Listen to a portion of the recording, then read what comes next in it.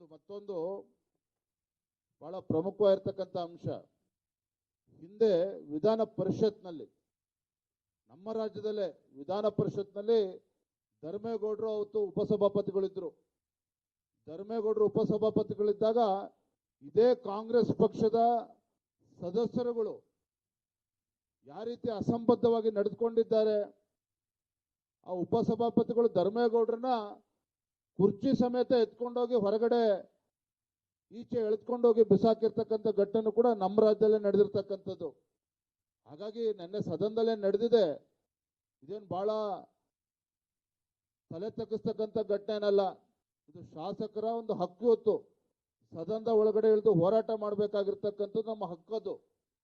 ನೋಡಿದ್ರೆ ನನ್ನ ಟಿವಿಗಳಲ್ಲಿ ಯಾವ ರೀತಿ ಸಭಾಧ್ಯಕ್ಷರು ಶಾಸಕರು ಮೇಲೆ ಹೋಗ್ತಾ ಇದ್ದಾರೆ ಅಂತ ಹೇಳಿದ್ರೆ ಅವ್ರು ಮಾರ್ಷಲ್ಗಳನ್ನ ಹಿಂಸರಿಸ್ತಾರೆ. ಬಿಡಿ ಬಿಡಿ ಅವ್ರನ್ನೆಲ್ಲ ಮುಂದ್ಬಿಡಿ ಅಂತ ಹೇಳ್ತಾರೆ. ಹಾಗಾಗಿ ಶಾಸಕರು ಯಾವುದೇ ರೀತಿ ಸಭಾಧ್ಯಕ್ಷರಿಗಾಗ್ಲಿ ಸಭಾಧ್ಯಕ್ಷರ ಪೀಠಕ್ಕಾಗ್ಲಿ ಅನ್ಯಾಯ ಅವಮಾನ ಮಾಡ್ತಕ್ಕಂಥದ್ದಾಗ್ಲಿ ಯಾವುದೋ ಘಟನೆಗಳು ನಡೆದಿಲ್ಲ.